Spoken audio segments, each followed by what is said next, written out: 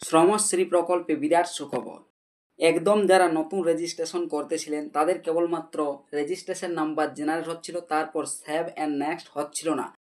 কিছু না কিছুভাবে কোনো মোবাইলে যদি সেটা হতেও ছিল, সেভ নেক্সট না হয়ে অপর পদ্ধতিতে ড্যাশবোর্ড অপশানে ক্লিক করে তবুও সেখানে ক্লেম নম্বর 0 দেখাচ্ছিল, কোনো ক্লেম নম্বর জেনারেট হচ্ছিল না। কিন্তু এই সব সমস্যার সমাধান হয়ে গেল।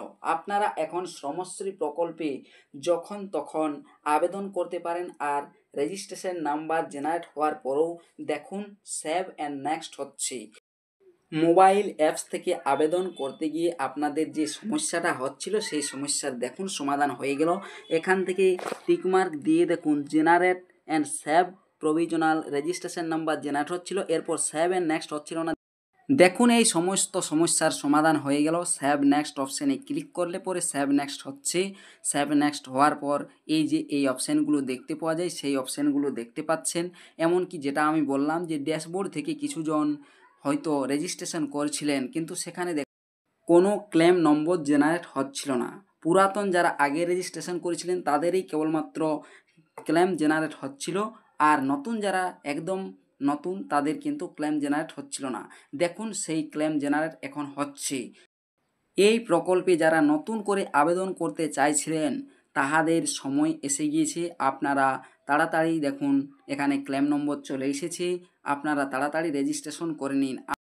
রেজিস্ট্রেশন নাম্বার জেনারেট হওয়ার পর সেভ অ্যান্ড নেক্সট হচ্ছে, এমনকি ক্লেম নম্বর জেনারেট হচ্ছে। আমি আপনাদেরকে এই ভিডিওতে তার সম্পূর্ণ প্রসেসটি দেখাচ্ছি। এর জন্য ভিডিওটি শেষ পর্যন্ত দেখুন, আর এই চ্যানেলটিতে নতুন হয়ে থাকলে চ্যানেলটিকে অবশ্যই সাবস্ক্রাইব করে রাখবেন। দেখুন একজন নতুন আবেদনকারী, ইনার আমি আবেদন রেজিস্ট্রেশন করে রেখেছিলাম কিন্তু কোনো মতেই সেভ নেক্সট হচ্ছিল না। দেখুন এখন এখানেও সেভ অ্যান্ড নেক্সট অপশানে ক্লিক করছি, তারপরেই এই যে এখানে চলে এসেছি যেগুলো কাজের বিবরণ দিতে হয় এগুলো আপনারা অবশ্য অনেকে করেও রেখেছেন। সেভ অ্যান্ড নেক্সট অপশানে ক্লিক করলাম, এরপর দেখুন এখানে এই যে এখানে একটা যে ঘর রয়েছে ছোট টিক মার্ক দিলাম, দেওয়ার পর জেনারেট অ্যান্ড সেভ প্রভিজনাল এই অপশানে ক্লিক করলাম, এরপর সেভ নেক্সট। এখানে হচ্ছিল না, দেখুন সেভ নেক্সট অপশানে আমি ক্লিক করে দিচ্ছি। সেভ অ্যান্ড নেক্সট এই অপশানে ক্লিক করতেই দেখুন সেভ অ্যান্ড নেক্সট হয়ে যাচ্ছে। আপনারা নিজেও চেক করে দেখুন, এটা কিন্তু আজ থেকেই হচ্ছে। দেখুন আমি আপনাদেরকে তাই এই সংবাদটি দেখানোর জন্য এখানে পুনরায় দেখুন সেভ অ্যান্ড নেক্সট অপশান রয়েছে, এই সেভ অ্যান্ড নেক্সট অপশানটাতে ক্লিক করছি। সেভ নেক্সট অপশানে ক্লিক করতেই দেখুন অ্যাকাউন্ট নম্বর এগুলো চাইবে, এগুলো দিয়ে দিবেন। এগুলো আগে দিতে পারেননি, আমি অবশ্য দিই আপনাদেরকে একটু ভিডিওটা ছোট করার জন্য আপনাদেরকে দেখাচ্ছি। এরপরও দেখুন সেভ অ্যান্ড নেক্সট এই অপশানটাতে ক্লিক করে দিচ্ছি। সেভ অ্যান্ড নেক্সট অপশানে ক্লিক করে দিতে এখানেও দেখবেন যে একজন মেম্বার সিলেক্ট করতে বলে, সেই মেম্বারের নাম অবশ্য আপনারা দিয়ে দেবেন। দিয়ে পরে জেন্ডার সিলেক্ট করতে বলে, এজ দিতে বলে এজ দিয়ে দেবেন। আধার নাম্বার দিলে দিতে পারেন, না দিলে নাও দিতে পারেন। দেখুন আমি এখানে আধার নাম্বার না দিয়েই সেভ অ্যান্ড নেক্সট এই অপশানটাতে ক্লিক করছি।